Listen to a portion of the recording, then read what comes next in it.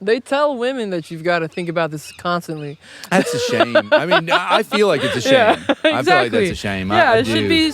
should be worrying. One I of guess the- not exactly what you taste like, but your outward presentation being more important than whatever's occupying your mind. Oh yeah, it is known. Yeah, exactly. That is what they say. Take that another step and even say that your outward presentation I think many times in representation of what is behind all that, right? Exactly. In terms of the body itself. Exactly. It's supposed to be like an advertisement. And then I've heard like really messed up stuff on the internet that it's like everything that you do should be an advertisement for your genetics because you're ultimately just trying to reproduce.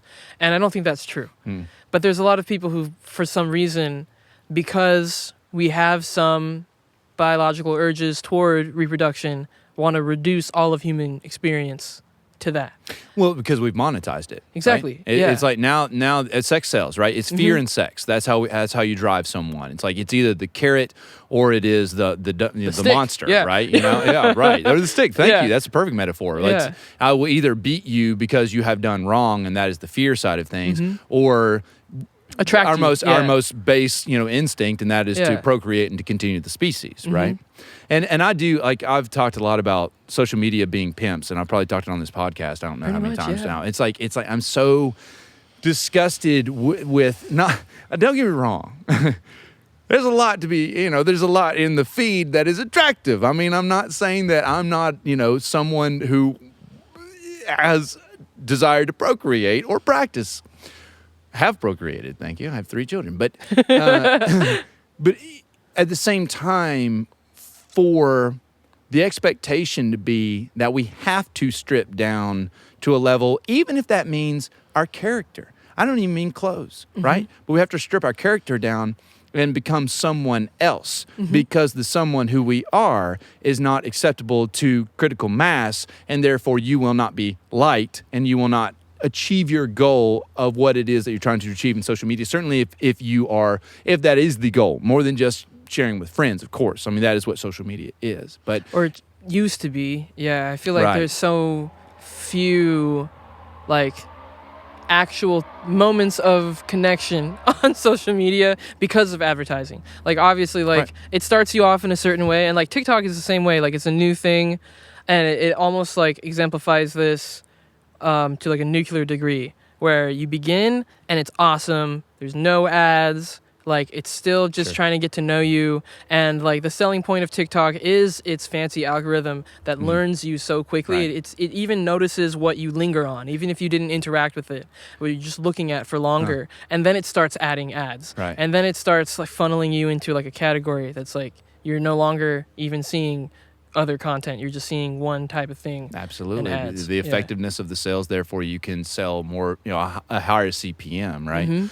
And it's funny, as you were saying that, I was thinking, this is the freemium version, right? Exactly. It's like you have a freemium that is, of course, you have the ability to get on the LinkedIn, but if you really want to count with the gold badge and the ability to email and see people's, all their dirty business laundry or whatever you just want to see, then you pay, right? Exactly. And so now that we have the social media, well, you're clearly not going to pay for the account. So how do we do the freemium model? And that is that we bring you in and we get you involved with enough that by the time the advertising comes, it's just part of the feed anymore, really, though, Exactly. right? Well, yeah, if you are not paying, you are the product. Right. Like, yeah. And that was something that I was told as like a freshman in college because of frat parties.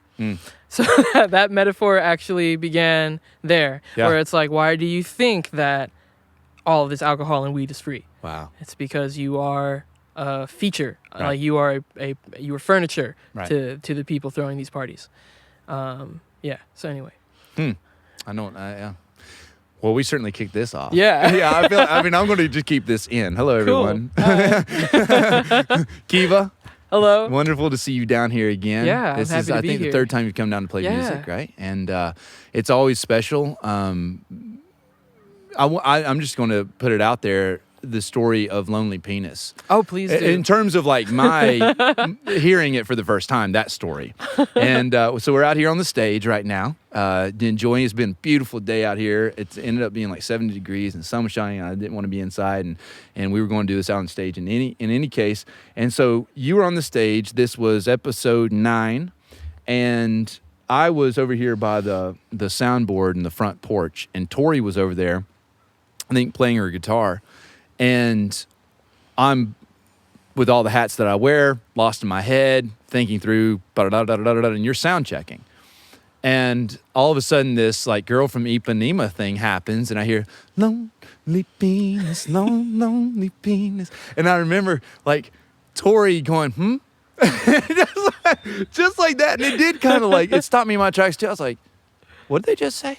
Yeah. And it comes around again. And then, so it, everyone stopped and like focused on what was going. And of course, then I got the pleasure of editing the show.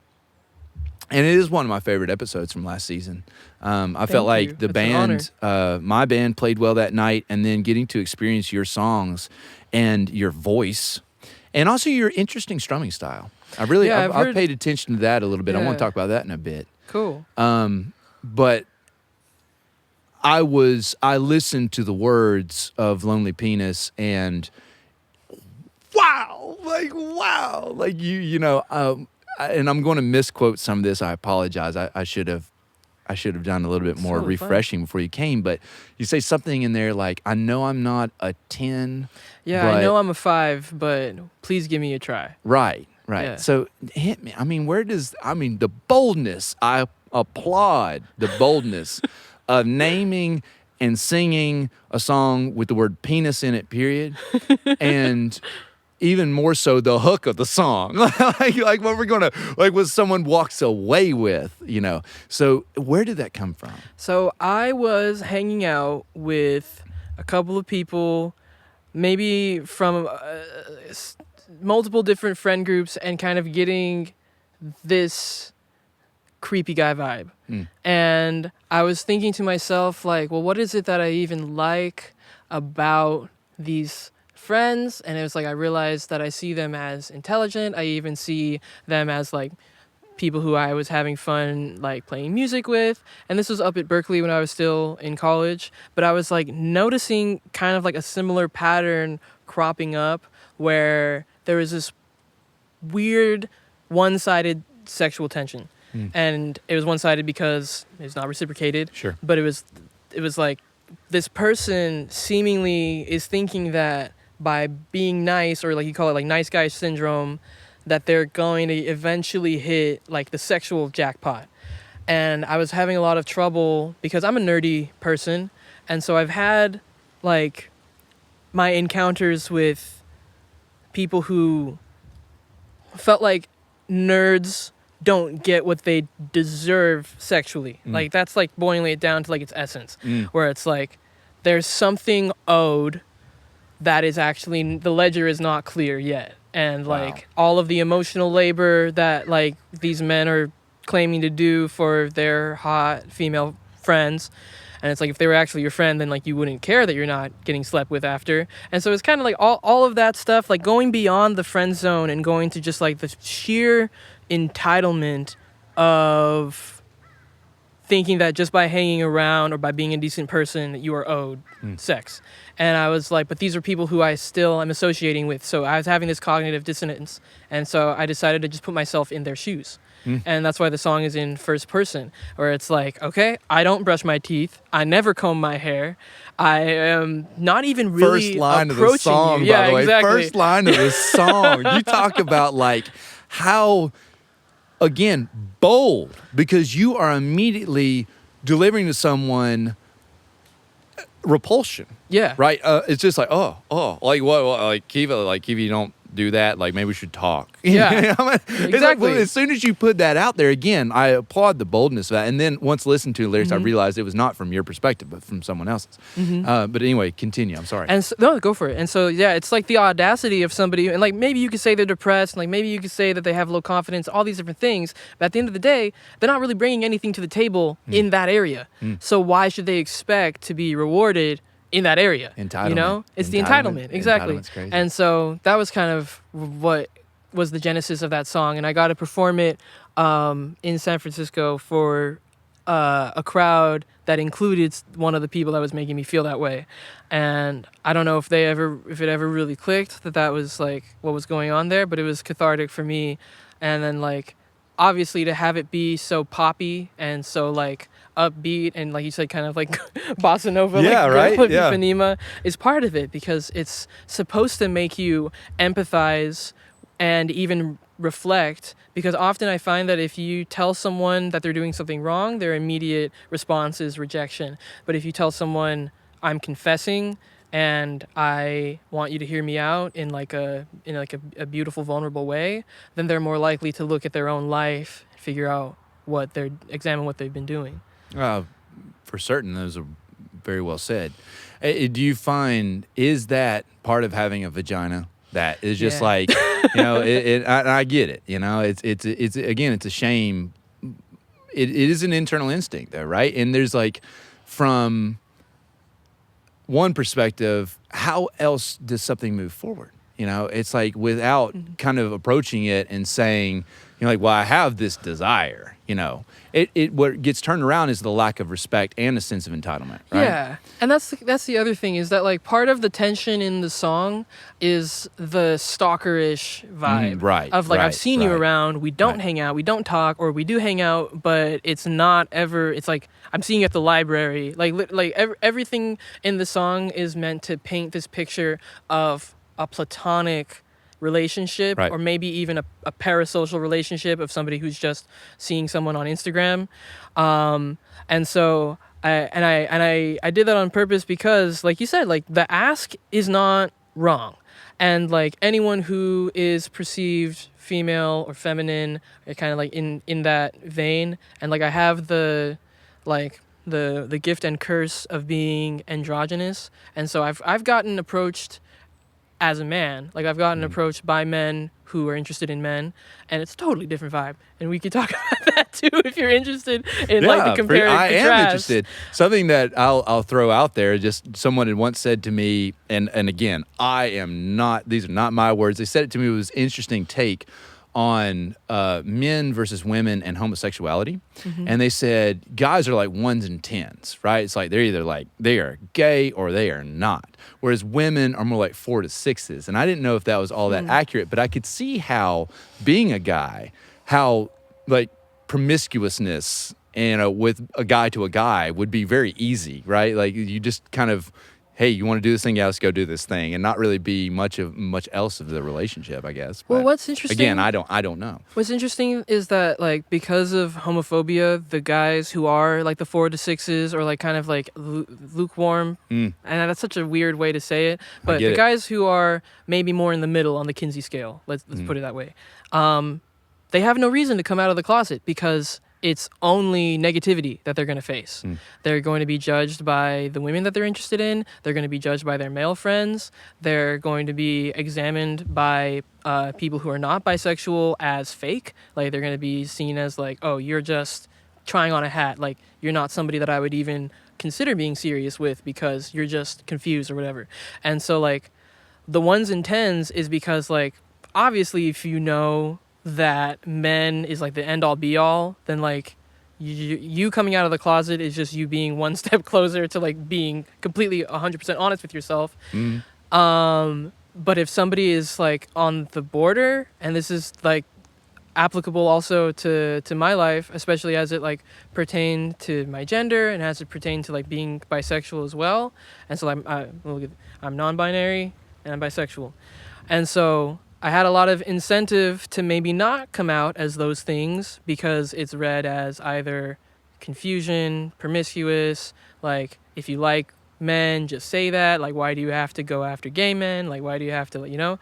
But at the end of the day, like we're all analog. Like none of us are like discrete. Like we don't fit in like neat boxes. Like we were actually just born, and like the government and marketers would love for us to do, right? Yeah, and so we're just born, and these attributes naturally arise organically, and they're the prescriptivism, the labels come after. And I think that they're great for when you're trying to find community and connect with other people who have your same experience, but trying to fit into a box so that you're more easily digestible, which is similarly what we were talking about with social media, is not good. I think that's super damaging. It's like it's like being in middle school and trying to like fit in with like a certain crowd, and it's all fake. Like everyone's just trying to figure it out. It tears apart our humanity. Yeah. Oh yeah. Well, yeah. Nobody wants. Once we quit looking at each other as being human at our most, that is what we are, regardless of anything that sits on top of that, and that means everything from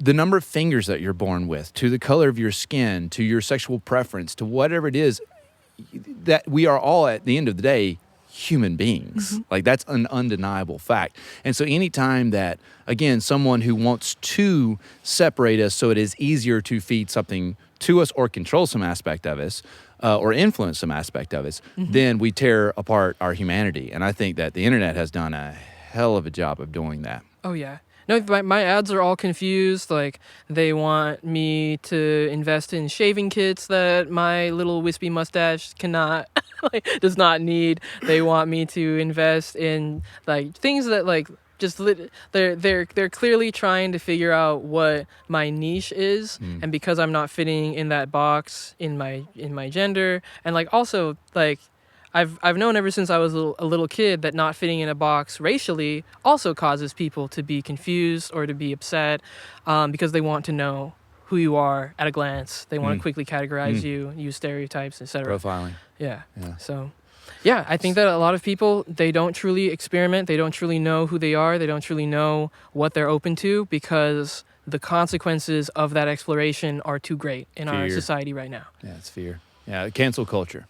You know, cancel that too, I guess. Yeah, it's right. And I was just having this discussion, actually, the same person I mentioned earlier, and they were vying that cancel culture was a good thing because you could bring down an institution, let's say, you know, that had done harm. But I think at the same time, that does sound great in an idealistic way, that by having this level of connectivity, we can together disrupt the stock market, you know, which was really cool. But in any case, the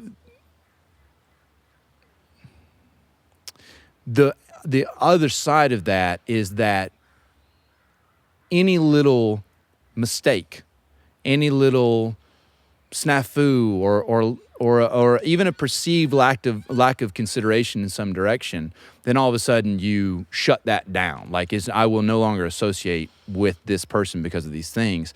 And so one of the confusing things I find, and forgive this term, well, I won't even say that. One of the confusing things I find are for people who want the world to be more accepting, not being very accepting of others. And I think that's such an oxymoron, a paradox. It's really shameful for, I think, minds, intellect that are opening and can guide us in really healthy directions, but get sucked into the idea of cancel culture. And it's like, if we're going to be open, let's be open. Let's understand what this person who doesn't vote politically the same way we do, let's understand what their construct is. Let's understand how they got from their beginning to this point, and what are the things that we share in, certainly being human being one of them, but what are the things that we share and how can we work forward? But that is a conversation. And again, the people who are monetizing us don't really want us doing that, right? Yeah. And so my like view on like cancel culture and also like bridging that divide, like especially politically, is like two-pronged. First prong is not everybody is an activist. Not everybody should be an activist. If you are claiming to be an activist without a portfolio to show for it, you're a grifter. Like, you're actually just lying for clout. And that's unfortunate. Like, that's something that people are doing right now. And so a lot of the people that are like associated with cancel culture, or the kinds of people that are associated with cancel culture, are trying to use sensationalism as a stepping stone for their pseudo-political career. I think that you should not be able to get canceled if you are not a public figure, because otherwise, what event is being canceled? Like, if you are not selling tickets or holding talks or you don't have a product, how can you be canceled? Because there was no show that is... Well, yeah. but there's that's canceling somebody on in social media or so on... and that is not a cancellation. That is like drama or somebody deciding to pick a fight and shunning you from your cybernetic village. It can affect you in many ways, though. It does. But that's what I mean is that, like, people are co-opting the word cancellation, which, like, comes from, to me, like, deplatforming someone. But if somebody does not have a platform, then you are just picking a fight or spreading rumors if it's false, or you know what I mean? Yeah, no. And they're using a terminology that should be reserved for, like, celebrities, or let's say like Gwyneth Paltrow is selling her goop, right? If it comes out, which I think it has, that it does nothing, she should be canceled because her product is fake. Like, but that, and so that's kind of where I think, like, or for instance, when a youth pastor, they find out that there's like sexual assault, that's somebody who had access to people, and that person needs to be canceled. Like, they should no longer they should be arrested. They should be arrested. That's what they should be. Exactly. And it's like, that's in terms of, like, I mean, but did what you're talking about is, I think it's like, well, that already existed. That's like you quit buying the product, right? Like you're saying yourself, there's not an event, there's not something, if there's not an exchange of value, let's say monetary value, then what are you canceling? But I think you're canceling influence as well, right? And so that's not necessarily like a product that you buy. The influence, you're the product again, like you were saying, you're the product in that situation. But so that's kind of what I'm trying to say is that, like, if there's that influence relationship of somebody who has a platform, that's where I think that the accountability culture is positive, the canceling, and that's just the lexicon right now. Everything else is something else. Like, that youth pastor should be arrested. Like that, you know, the person who is just the weird guy, like, from your high school who maybe is sharing some, like, controversial opinion, like, that's drama that is being, like, drummed up for clout or for whatever other ulterior motive. Like, if somebody is not actually using a platform, having a platform, using their influence, then I feel like the cancel culture is kind of a misnomer, is what I'm trying to say. Okay. And not to say that people don't use it that way, they definitely do, but I feel like that's to try to create importance where there is not. I get that. Yeah. I get that. And like you said, that's always been a thing. Like this is just a new lexicon for something that has always existed. Absolutely. I mean, you would have been run out of the out of the town, out of the tribe, exactly. Whatever, right? Yeah, and if people just don't like you, then they just don't like you, and you can't stop them from just not liking you. If there's literally a malicious rumor, then like I do feel like there should be something to combat that. Like, I was talking to someone just today about all of the different people that we know who have just become experts at playing the victim. Oh, like, yeah, we are that as children. Oh yeah, exactly. Right? Yeah, I mean, that is just it is that people are not being forced to grow up, frankly. And so we carry on this sense that when you were 2 years old and someone took your toy, you were the victim. And then once you realize that you could get away with things because you were the victim, then all of a sudden you start using it, whether it's true or not. And we do that as children. And I think today there's just not a lot of having to grow the hell up and, do some things, honestly. But maybe I'm just the old man talking. Well, again, it's like we just have problems on a much more visible scale because the archive doesn't go away. And I guess that's another part of cancel culture, which is that people are for clout, Googling if like you've ever said something wrong. And like I think that is something that should be like paid attention to. Again, if you're like a celebrity and if you're like claiming to have always stood by certain principles, like that could just be patently false. I do think that like there's a difference between a little tiny boo-boo and like actually being like malicious and like causing damage. Like you can there's a scale. Again, it's not discreet. There's like actually like some nuance to it. But our culture right now does not thrive off of nuance. It thrives off of clicks Yes. and sensationalism. And that's why the person would have been searching Google for what you did anyway, right? Exactly. It's a blogger or it's a Yeah. journalist, and they're trying to sell advertising. They're trying to make sure that you are going to look at their thing and not someone else's, that they get your attention. Mm-hmm. All right, so let's go back a little bit, though. So what is it like getting hit on, like, man to man? Like, what's this like? So one time, I was under the influence, and I was just hanging out outside of a bar waiting for my friends, and this guy came up to me, and he said, I will be in this bathroom from this time to this time. If you are interested, the door will be unlocked, just come over. Wow. And I was like, I don't have a penis.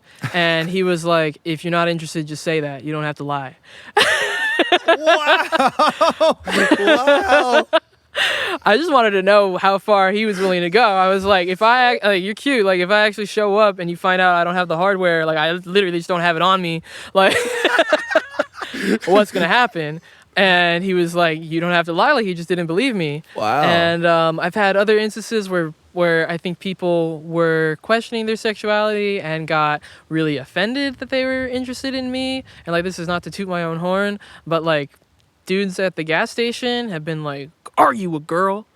What's going on? Like, yeah, they've been like confused. And one guy was like, this was at a 7-Eleven.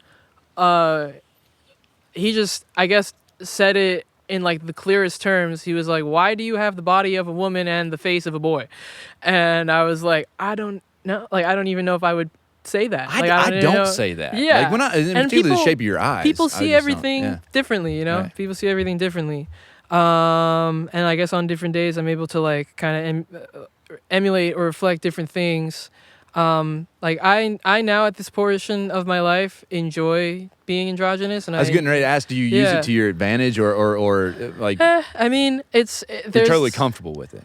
Pretty much, yeah. I mean, like, there's moments where I sit and think and wonder, like, oh, if I look like this, maybe I'd be happier, or like, you know, I sit and think and wonder, like, oh, like, is there a way that I can like align like what I see in the mirror more with like what I see in my mind's eye, or like how I feel I would be like more clearly represented. But I realized that, and then there's another aspect of it, which is that I have PCOS, which is Polycystic Ovarian Syndrome, and then short and sweet of that is just that I produce more testosterone than what somebody would consider average. And again, there's still like, who's writing the book on what's average? Somebody dead now. Yeah. That's for damn sure. Someone in 1887. Exactly. Right. And so like, we don't fit in boxes. A lot of these labels are like general guidelines that my highest hopes a doctor would use to try to help me feel healthy, according to the life that I want to lead, not, you know, try to fit me into a box that already pre-exists. And so there's times that I'm happy with it, times where I kind of wish that like I maybe was like a little easier to digest.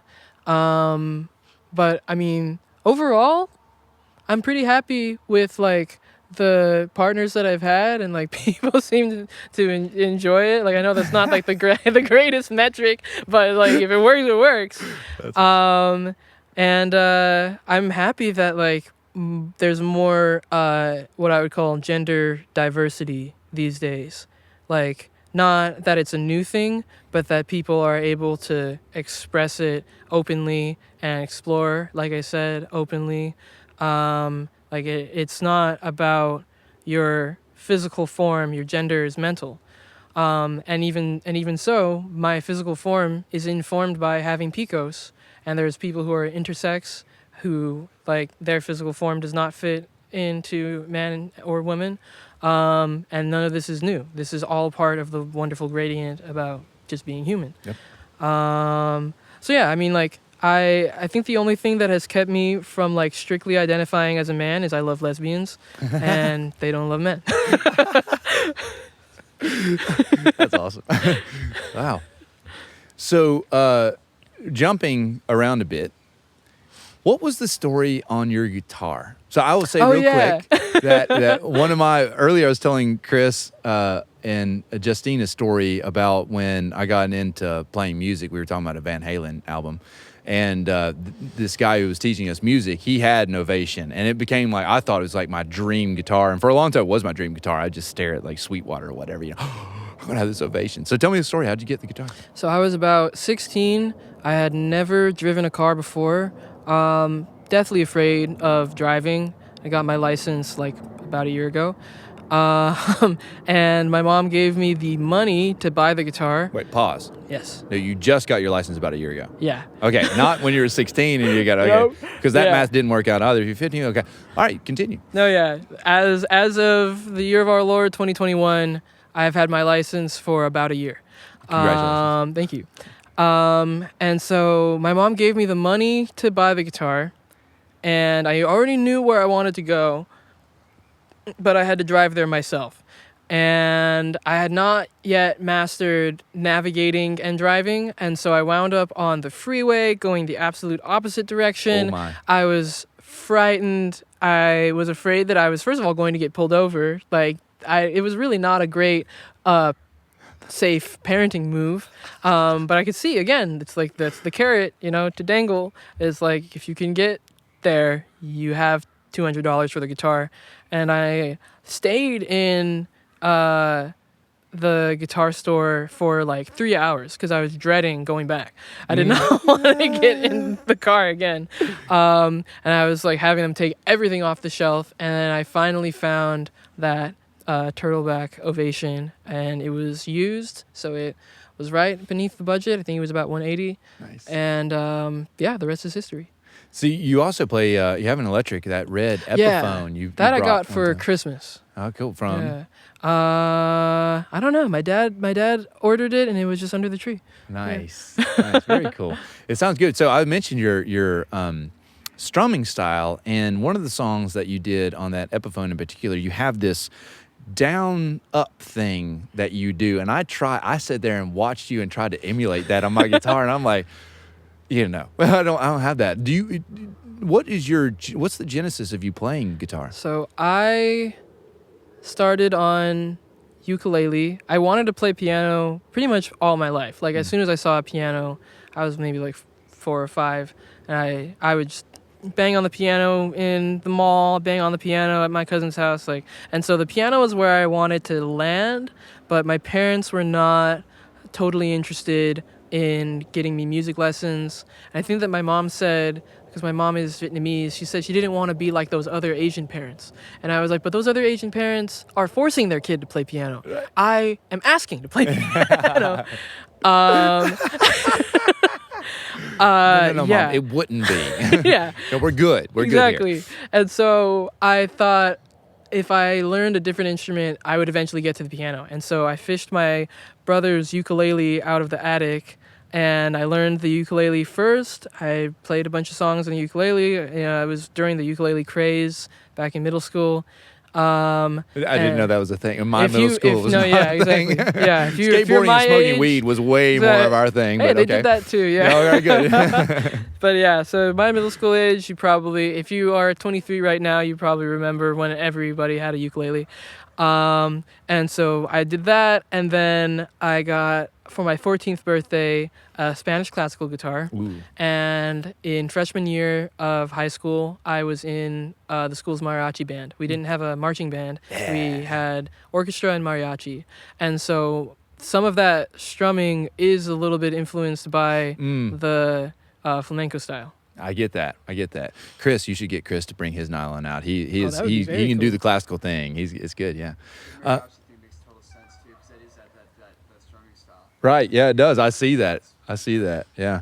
I have a friend, Sam Kennedy, actually, who, when he was graduating UC Fresno, boy, I hope that's right. I'm pretty sure that's right. He just got his master's last week, as a matter of fact.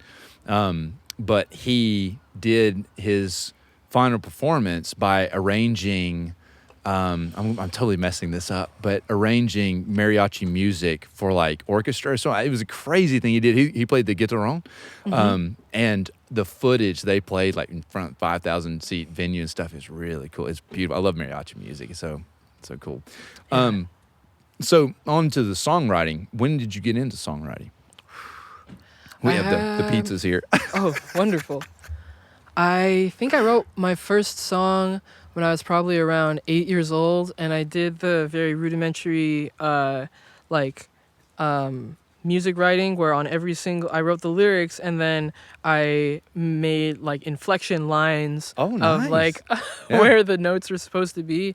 And so I've always been like extremely interested in just noise making in general. And then I discovered that noise making is more palatable when it's music. And so yeah, I had always been interested in like and honestly accents, impressions. Like I think I started writing music because I wanted to impersonate the musicians that I liked. And I was just having fun with it. I was literally that kid that was just banging on pots and pans and stuff in the kitchen. And so I think my first serious song would probably be around like maybe 14. My relationship to songwriting is kind of difficult because at this point I've written probably several thousand songs, but none of them have made it into a recording studio. And so my method of like making friends when I was in middle school to beginning of high school was I brought my guitar everywhere I went, and I had people sit in a circle and give me words, and then I would make up a song for them on the spot. And I had like dabbled in like ciphering, like freestyle rapping, but I wasn't quite quick enough, and I never really like found my like personal cadence. Again, it was like kind of doing an impression of a rapper right now, not really like, Get it. Yep. And now a lot of people tell me that my voice is one of the most unique voices that they've heard. Oh, I love your And voice. Thank you. Yeah. And I feel really good about that because like I had the option to just like, copy the people that I was like influenced by, and I knew that it's not really what I wanted to do. And so like there were moments where I like really had to like sit with myself and figure out like, well, what is actually the way that I want to like represent myself. And I was able to like cut my teeth by making up all those songs on the spot with just random people. That's awesome. Yeah. That's intimidating to me because I like to craft my things. I couldn't imagine just throwing. I guess maybe when I've like been joking around with my kids or stuff, I'll kind of freestyle and whatnot. But that's incredible. So a question that I like. I've tried to reform, like people have always asked me, do you start with the music? Do you start with lyrics? And it's like, well, I don't know. It's like, it depends. And so I decided I'd rather ask it in this way. Do you sit down with intent to write a song, or do you have something that kind of sparks you and you're like, ooh, I need to write to this?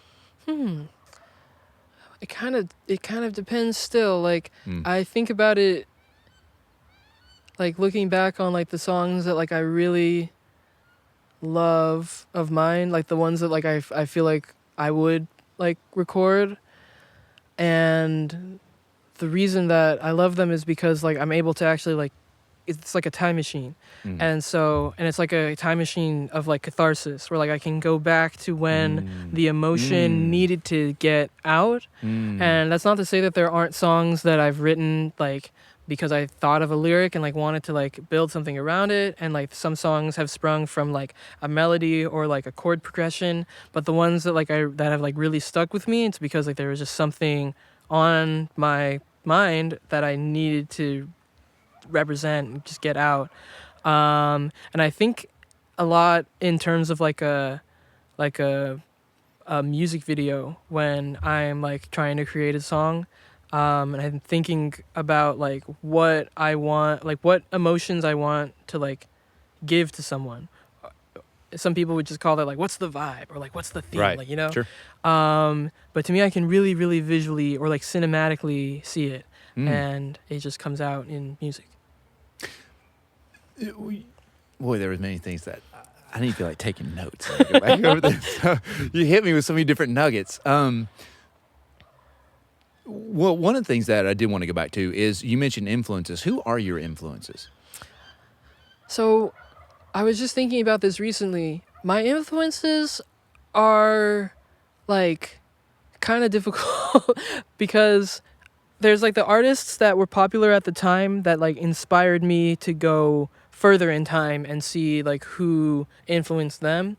And so Regina Spektor, Amy Winehouse, and Hozier are like maybe my top 3 kind of like contemporary influences, but they caused me to look into Billie Holiday, Frank Sinatra, Otis Redding, Junior Kimbrough. Ooh, Otis Redding. Yeah, like they caused me to like look into why they sound like that and kind of like go further back in time.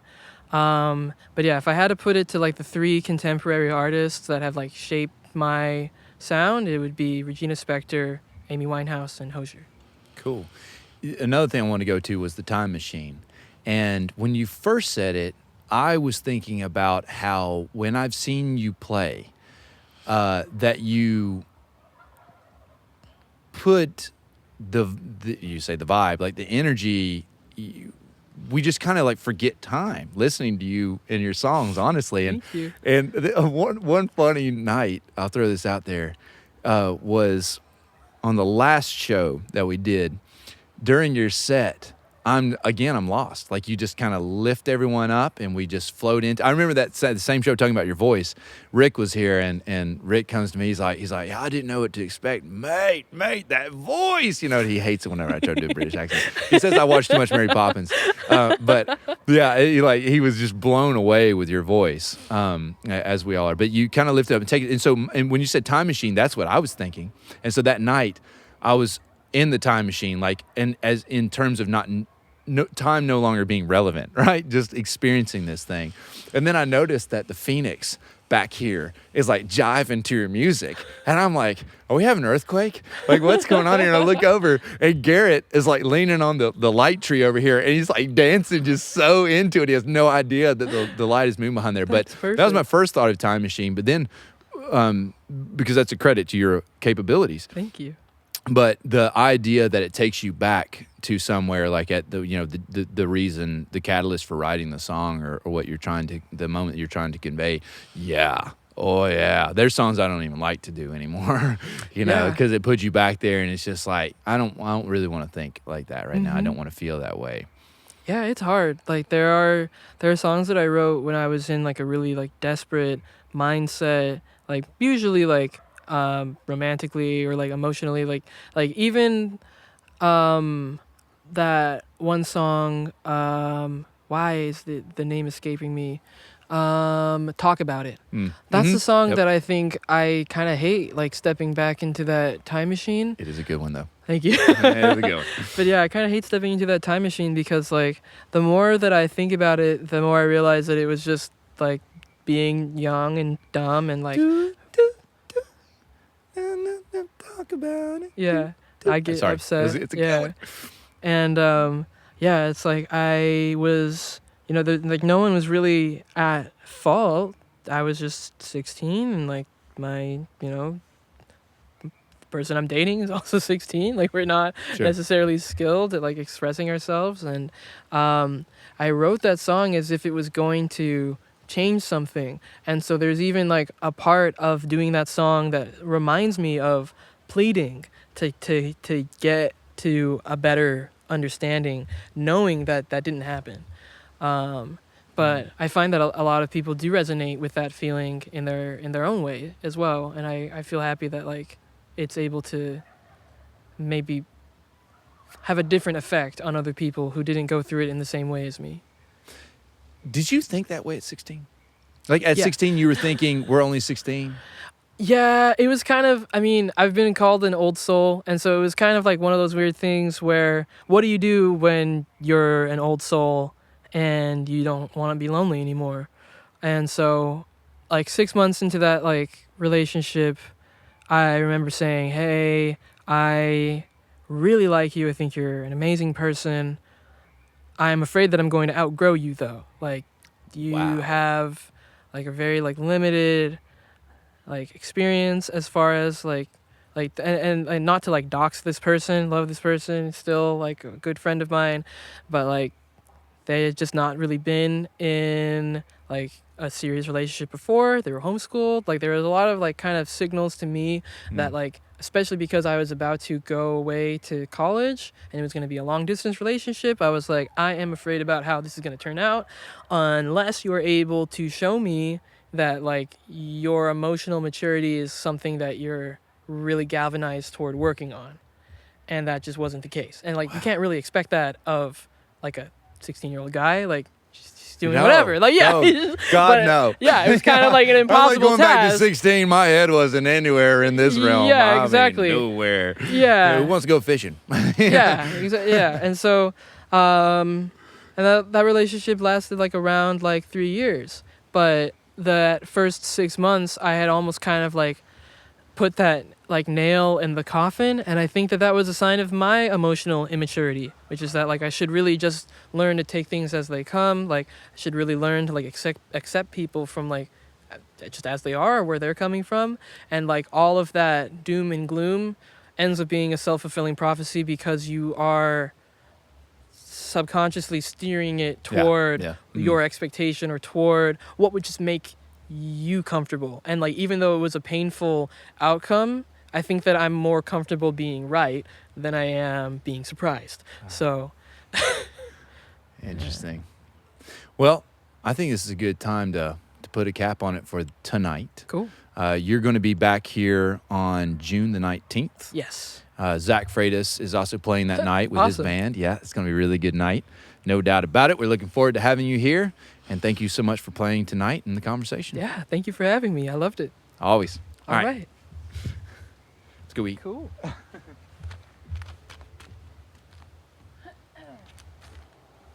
you can't ask a guy